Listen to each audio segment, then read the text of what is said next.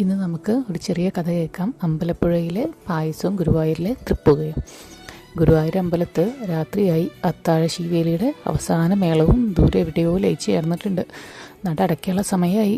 അന്തരീക്ഷത്തിൽ തുളസിയുടെയും ഹരിചന്ദനത്തിൻ്റെയും നേർത്ത ഗന്ധം പടരാൻ തുടങ്ങുന്നു.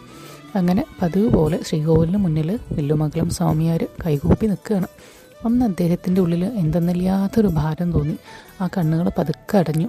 ഉള്ളിലെ വെളിച്ചത്തിൽ അദ്ദേഹം കണ്ടത് മറ്റൊരു കാഴ്ചയായിരുന്നു. ശ്രീകോവിലിനുള്ളിൽ വിഗ്രഹമല്ല, സാക്ഷാൽ ഗുരുവായൂരപ്പൻ. തലയിലെ ആ മയിൽപ്പീലി കിരീടം ഒരു വശത്തേക്ക് മാറ്റി വെച്ചിരിക്കുന്നു. ആഭരണങ്ങളും മാലകളും ഒക്കെ അഴിച്ചു മാറ്റി ഒരു കൊച്ചു കുട്ടിയായിട്ട് അങ്ങനെ അവൻ പീഠത്തിലിരിക്കുകയാണ്. ആ മുഖത്ത് ഒരു തളർച്ച. സ്വാമിയാർ മെല്ലെ വിളിച്ചു, കണ്ണാ, നീ എന്താ ഉറങ്ങാത്തത്? കണ്ണൻ പതുക്കെ തല ഉയർത്തി ഒരു കുസൃതിയോട് ചോദിക്കുകയാണ്. സ്വാമിയാരെ, ഇന്ന് അമ്പലപ്പുഴയിൽ പോയിരുന്നു. അവിടുത്തെ വിശേഷങ്ങൾ എന്തൊക്കെയാ? ഉച്ചയ്ക്ക് നല്ല ചൂടുള്ള പായസം കുടിച്ച് അവിടുത്തെ കണ്ണൻ തൃപ്തിയായോ? അപ്പം സ്വാമിയാർ അത്ഭുതത്തോടെ പുഞ്ചിരിച്ച് പറയുകയാണ്, ഇന്ന് അമ്പലപ്പുഴയിൽ പോയിരുന്നു. അവിടുത്തെ വിശേഷങ്ങൾ എന്തൊക്കെയാ? ഉച്ചയ്ക്ക് നല്ല ചൂടുള്ള പായസം കുടിച്ച് അവിടുത്തെ കണ്ണൻ തൃപ്തിയായോ? അപ്പം സ്വാമിയാർ അത്ഭുതത്തോടെ പുഞ്ചിരിച്ച് പറയുകയാണ്, അതേ കണ്ണാ, ഞാൻ അവിടെ പോയിരുന്നു. അമ്പലപ്പുഴയിലെ പായസത്തിൻ്റെ മധുരം നുകർന്ന് നീ അവിടെ എത്ര സന്തോഷവാനായിട്ടാണ് ഇരിക്കുന്നത്.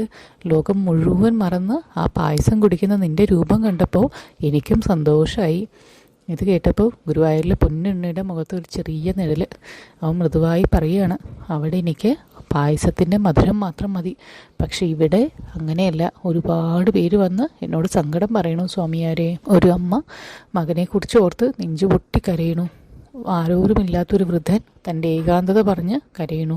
ഒരു കുഞ്ഞാണെങ്കിൽ ആരെങ്കിലും അവനെ ഒന്ന് കേട്ടിരുന്നെങ്കിൽ എന്ന് ആഗ്രഹിക്കുന്നു. ഞാൻ എല്ലാവരെയും കേട്ടു സ്വാമിയാരെ. പക്ഷേ എല്ലാവരുടെയും സങ്കടങ്ങൾ തീർക്കാൻ എനിക്ക് പറ്റിയില്ല.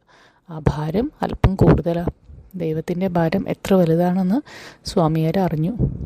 നീ അവരെ കേൾക്കുന്നുണ്ടല്ലോ, അതുതന്നെയാണ് അവർക്കുള്ള ഏറ്റവും വലിയ ആശ്വാസം. സ്വാമിയാർ ആശ്വസിപ്പിച്ചു. കണ്ണം പതുക്കെ കണ്ണുകൾ ചിമ്മി. പക്ഷെ കേട്ട് കഴിയുമ്പോൾ മനസ്സ് നിറയെ ഭാരമാണ്. എനിക്കൊന്ന് ഉറങ്ങണം. സ്വാമിയാർ പുറത്തേക്ക് നടന്നു. അഷ്ടഗന്ധവും ചന്ദനവും അകിലും ചേർത്ത് കനലിലിട്ടു. പുക പതുക്കെ ശ്രീകോവിലിനുള്ളിലേക്ക് ഒഴുകി പടർന്നു. പുകയുടെ ആ സുഗന്ധം ശ്വസിച്ചപ്പോൾ കണ്ണൻ്റെ മുഖം ശാന്തമായി. ഇതെന്ത് മണമാണ് സ്വാമിയാരെ? ഇതെനിക്ക് വല്ലാതെ ഇഷ്ടപ്പെടുന്നു. കണ്ണൻ കൊഞ്ചലോട് പറയാണ്. അപ്പോൾ സ്വാമിയാർ വാത്സല്യത്തോടെ പറഞ്ഞു, ഭൂമിയിൽ ഓരോ അമ്മയും തൻ്റെ കുഞ്ഞിനെ ഉറക്കാൻ സാമ്പ്രാണി പുകയ്ക്കും. അമ്പലപ്പുഴയിൽ നീ പായസം കുടിച്ച് തൃപ്തനാകുന്നുണ്ടെങ്കിൽ ഇവിടെ നിൻ്റെ ക്ഷീണം മാറ്റാൻ ഞാൻ പുകയ്ക്കുകയാണ് തൃപ്പുക. സുഖമായിട്ട് ഉറങ്ങിക്കോളൂ കണ്ണാ.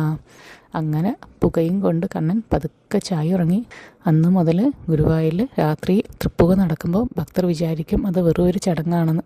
എന്നാൽ ആ പുകയ്ക്കുള്ളിൽ ലോകത്തിൻ്റെ മുഴുവൻ സങ്കടങ്ങളും കേട്ട് തളർന്നൊരു പൊന്നുണ്ണി പിറ്റേ ദിവസത്തെ പ്രഭാതത്തിനായിട്ട് ശാന്തമായിട്ട് ഉറങ്ങുന്നുണ്ടാവും.